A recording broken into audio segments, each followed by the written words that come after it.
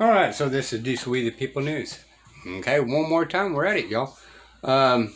This video is without prejudice and or without recourse. Okay, for this video, it's on learning purposes. Okay, and I'm gonna stand arm length. Okay, because I really don't have any knowledge. Well, I have a little bit, but not near what this provides. Okay. So this is intentionally for my purposes. However, I'm going to share it because why not, right? Something just does not seem right. So what is it? Okay. I never look just straight forward. I always look around me to be able to protect myself by any means necessary. Remember what they keep telling you, that ignorance of the law is no excuse, even though the sovereign citizens have every excuse be ignorant of the law. Alright, we're going to proceed forward, y'all. It's the authentication of the birth certificate. Now we want to do the birth announcement. The birth announcement is where you're going to do an announcement of your offspring being brought into or placed on this earth. Remember, we're not supposed to be of the world. We're supposed to be on earth as a sojourner. We're only here but a day. When they talk in the Bible, biblically speaking, the earth was made in 7 days, but for every 1 day on earth was 1,000 years in heaven, right? So when we look at that, I'm only here for but a day. I'm just a sojourner. I'm here for less than a day. Considering my lifespan won't exceed probably more than 60 years. So with that said, I'm here for less than a day. I'm just a sojourner. I'm not part of any of this mucky muck or horse shit. But while I'm here, I seek to ascend of the mind and learn things and utilize things to benefit others of mankind for a purpose greater than myself. So full list: authenticated birth certificate and authenticated certificate of live birth, affidavit per Rule 220. Okay, Rule 220 also leads into the assumed business name. You're not going to do the assumed business name until you have the authenticated birth certificate. Why? Because when you do the assumed business name, you can tie the assumed business name to the birth certificate. Ladies and gentlemen, I'm telling you right now, as soon as you do the assumed business name, you now have the evidence you need to trademark and copyright the name. Which means if anybody's using it and they breach the USPTO, they're fucked. Checkmate. You can hit them for fucking 100 grand for copyright infringement, trademark violation. Yes, this is how you actually trademark the copyright, the doing business as name. You can go on to Vistaprint, print yourself one of those fucking business cards that says Derek Don Gonzalez, and turn around and send them a copy of the business card to the USPTO, send them the DBA from Minnesota, send them the evidence that you're all established, and they'll turn around and allow you to trademark and copyright that business name, okay? Because that's what it is. It's just an entity to do business. It's a person to do business with, and now you can protect your asset. All right, it is an asset. All caps name as it appears on your birth certificate, first, middle, and last. And this can only be done through the Minnesota Secretary of State website. That is a fucking fact. If you mail this in trying to do it, they will deny you. You have to get online and do it. And there are a number of positions you can hold when you do this. You could be the grantor, you can be the settler, you can be the trustee, you can be the beneficiary, you could be anything you want to be in the land of fucking Honolulu, all right? So I would encourage you to study trust law before you do your DBA so you can understand the proper titles and the benefits that you will have. Maybe you're a custodian of the record, maybe you're the secretary for that assumed business name, maybe you're a guardian for that DBA. There's a number of titles you can go with. So do your own research and your own due diligence. I'm not going to tell you how to do it. I will tell you when I did my DBA, I loaded that motherfucker for bear. There are so many positions on there. There are so many titles, if you will, and I can operate every fucking last one of them. And when I put new titles on there, I rearranged the name. For example, Gonzalez, Derek Chaton was the trustee. Derek Chaton Gonzalez was the beneficiary. Master Gonzalez, Derek Chaton is the trust protector, whatever you want to do. There's just a number of ways that you do that when you do your DBA. This may not be necessary, but I recommend you taking no chances and fill out a UCC1 financing statement. Check the box on this form. for non-UCC. Showing this will be a non-UCC financing statement, and in the box where you list your collateral, this is where you list you and your offspring social security number. Now, I'll tell you this right now, when you do whether it's a UCC1 or a UCC, a non-UCC filing, you can't use the whole number. All right, that number is supposed to be secret. You're not supposed to be publishing that in public. All right, so it'll be XXX, XXX, maybe one or two numbers on there. Do not be dumb like I once was and put the whole fucking number on there. Don't do it. It's stupid. It's retarded. But if an issue should ever arise, guess what? You got the documents and you got the whole fucking number, and you're the only one with the whole number. And this matter must be sealed because the information that's going to be released pertains to a trust. And I can't rightfully breach the trust indenture by airing these private matters in public. All right, birth record number, which is on your birth certificate or certificate of live birth. Again, you're not going to publish the whole number on a non-UCC, and a non-UCC doesn't rightfully ever get recorded in the public anyway. That is something that happens in private, in camera, in chambers, if an issue arises. Certificate of live birth to show this is your private property. Again, we get rid of the adjective of private and we just stick with property, which is the proper noun, which everybody is entitled to. It's an intangible right. That intangible right is property, okay? It could be tangible, I guess, but for all intents and purposes, it's tangible or intangible. Once you have those four documents together, now you're ready to have your record at the county recorder's office. Show your local recorder's office, state that you do not need to have your title on the public record or refuse to let you record your document out of their own ignorance. Simply mail copies of your documents to the county recorder in another county. It doesn't matter where you record them. All that matters is that they are recorded.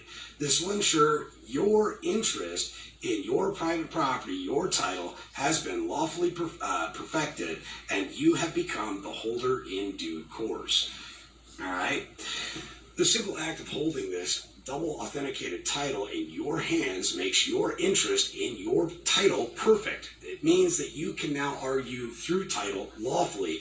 However, it is always a good practice to have it recorded on the public record at your local county recorder's office to have absolute proof that you are the title owner and holder in due course, which you can then take that to the recording number and write it down on an affidavit and enter that affidavit containing your recording number into your CPS case. You should have your kids back in 2 weeks or less after you do this, most likely with an apology. And if they try to keep your kids after this, you can sue the ever-living shit out of them, bring forward a claim, not a complaint.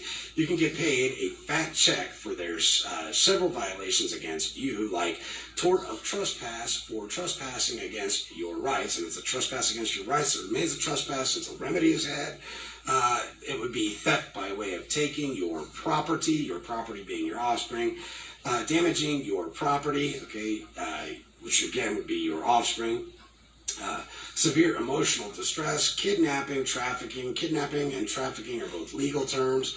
All right, it's theft by taking your property, okay, violating their oath of office, which CPS doesn't have an oath of office. Ladies and gentlemen, they're a private for-profit corporation operating under a 501c3, which is purportedly a nonprofit organization, yet they're getting federal grant monies from the federal government to engage in human trafficking. It's a big RICO racketeering fucking scheme, all right?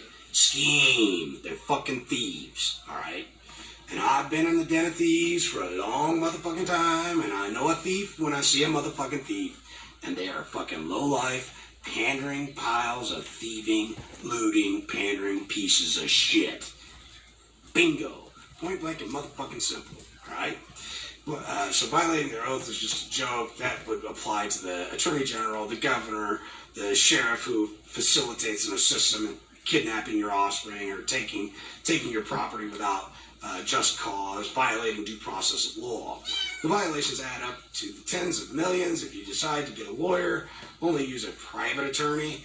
I don't even know if that's true. It's best just to become learned on your own. A normal attorney does not have the power to advise you on how to proceed against the state in a claim. Why? Because the attorneys are all in cahoots with this RICO racketeering scheme. They're nothing more than fucking thugs, all right? If you are going if you are doing this with your certificate of live birth certificate, once you have the double authenticated title in hand in your physical possession, this very act perfects the interest in your title and makes you the holder in due course, thus changing your status to private real party of interest and do not detain. That's all debatable, but it does give you proper standing. Now you have an authenticated document with the full faith and credit of the United States, which serves as legal evidence, and you're now arguing through title and not against title, okay? So with that said, I hope this helps you out. Should you ever have to go to court for anything, you can now enter as the highest status, which is private real party of interest. That's legally speaking, all right? The real party of interest shit is legal talk. It's legal jargon. Private, no doubt, but real party and interest, that's all on the administrative side. You now have standing and don't need a lawyer to speak for you in any court in the world. Now, I will say this. Once you have your power of attorney, hold harmless indemnity agreement put in place, you also have a, what's the other word I'm looking for? It's eluding me at this time. It'll come back to me. You now have standing and don't need a lawyer to speak on your behalf. Do not take your original authenticated titles to the county recorder or they will try to pull the pages apart to scan and record them, thus destroying them. Remember, once that round ring and rivet has been put together to hold the paper together, if it's tampered with in any way, shape, or form, it's invalid. All right? Pay attention to that. If the pages are taken apart, this will void your title. What we did when we did ours is we scanned them in. We had a notary certify that they were true, original, authentic copies. We scanned them in and then we used Rule 220 and we sent it all in that way. That's how we did ours. You don't have to follow suit. We found it very easy to do it that way.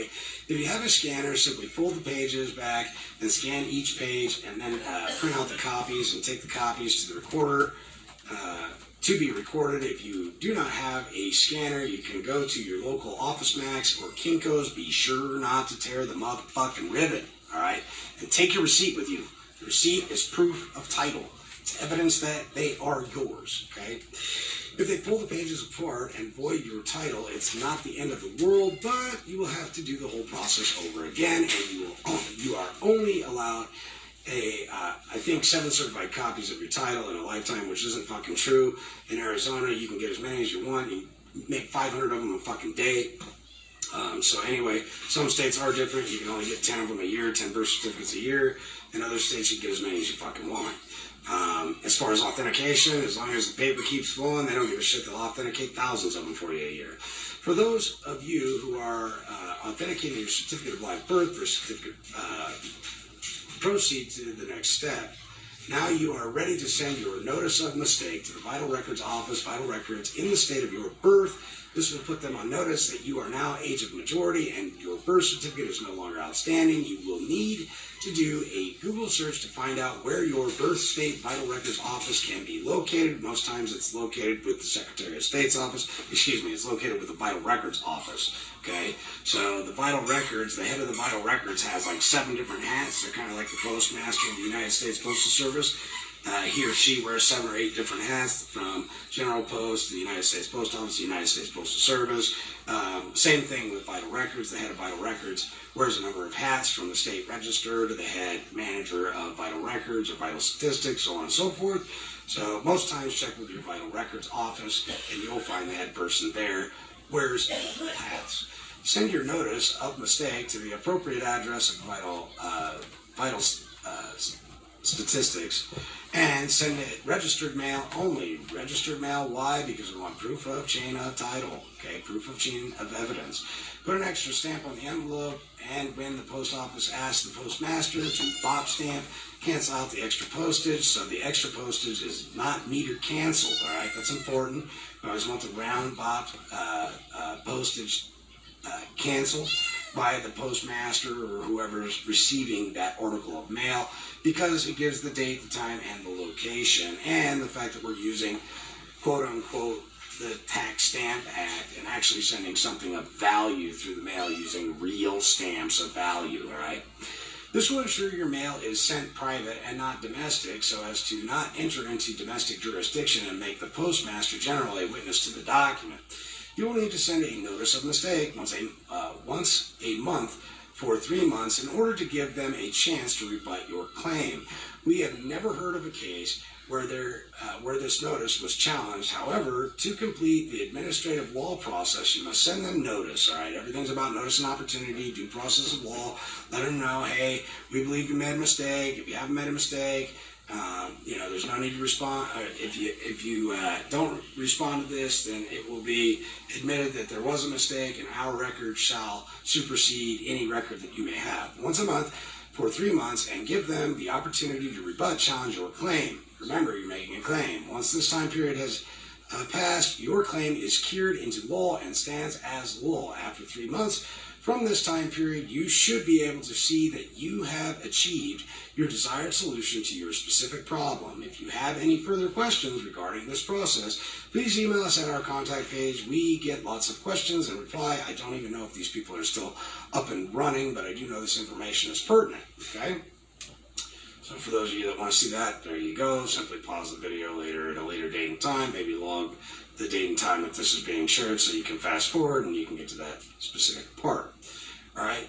In order to get your kids back from CPS, you must realize what it is that gave them authority and jurisdiction over your kids to start with. What was the first document created for your child when it was born? When your kids were born, you registered them, all right?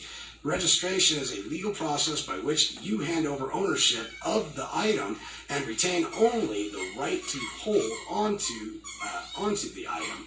Take care of it, but you give up the ownership right. Then you were given a receipt for this registration that is called the Certificate of Live Birth or Birth Certificate. In order to get your kids back from CPS, you must take back the ownership of them.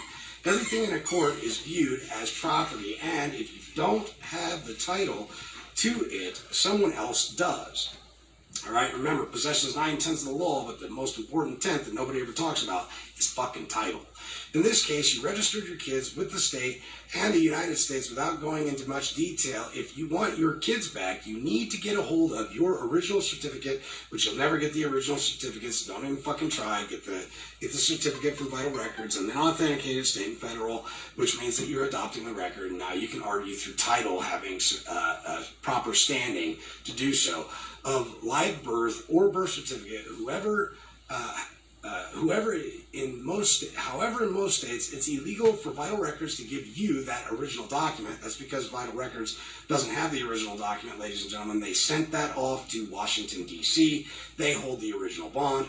They don't want to hand over ownership of their property, as you can imagine. So, in order to get around this, you must get a copy of the Certificate of Live Birth. We prefer that you get the long form. If you can still get it in Minnesota, they give you a bunch of riffraff about getting the long form. But if you're persistent, they will eventually give you the For y'all in New Mexico that actually deny, because I was born on the land of New Mexico Republic. So getting a live birth copy, they will not let me do that. So what they call identity theft. I told the lady, well, aren't you stealing my shit? Anyway. abstract filing. If that is not possible, a birth certificate will work for this process. So get a certified copy, have it authenticated at the state and federal level as outlined and on the previous page. Once that comes back to you from Secretary of State, John Kerry, which is no longer there, he's a traitorous rat bastard, but needless to say, moving on, it's game over. Checkmate. You now hold the genuine article which usurps any original. You have just become the holder in due course and the registered owner. Only one of 3 people can hold a genuine article, the mom, dad, or the child, when he or she reaches the age of 18. At the lower left corner of the page of the authentication page from the dipshit, which was formerly John Kerry, but it's actually the Secretary of State for the United States, you will see a few statutes listed. If you look them up, it reveals the process you just completed and shows that you have done what is lawfully necessary to become the holder in due course of, and owner of that title. When you show up to the court with the title, genuine article, which you now hold, will show the court that they no longer hold onto any title over your offspring, as you are there in court and the title in your hands, not theirs. They have no option but to hand over ownership of the property, your offspring, as you hold the title to them. They must be returned to you. However, before you can own anything, including your own kids, you must own your own title. Until you have done this process for yourself, so you can own your own title, you can't own anything, and you have no standing in court. You must do this process for yourself first. The second your authenticated title comes back from the Secretary of State of the United States and is in your hands, you have become the holder in due course of your title. No longer a slave, but by silent consent. You are now in the private sector with the highest status, private woman or man, and now have standing and real experience in court. Don't walk into court a beggar. Own your title, argue through title, and walk as a king. Please watch the list of videos listed below, available on YouTube for further clarity. The court will test you, so you must know this, be familiar with this information. If you love your offspring and want them back, then you will do this. You will review this information and master it. Many others have already gone through this process and gotten their offspring back. You are not the first, but one thing you will learn is that public and private do not mix. You will never hear about these private strategies for private man or woman on public TV, news, mainstream media, etc. Private knowledge is kept out of the public. This information is private and confidential for members only. If you are not a private member, if this information was not intended for you, then delete it. Once you have done this process for yourself and your offspring, and hold the genuine articles of title authenticated in your hands, make copies at your local office store. Remember to make copies of your receipts as well to prove that you acquired this and paid for it, gave value and consideration. Do not let anyone pull the pages of the authentication apart, or it is void. Have the copies entered into the court case and take copies to your court hearing and demand CPS get back your property. You must not use a lawyer in a court, as only citizens or others with a like status who can't speak for themselves need lawyers. Once you are private, you can speak for yourself. You don't need and cannot use a lawyer. Only you can do this for your offspring.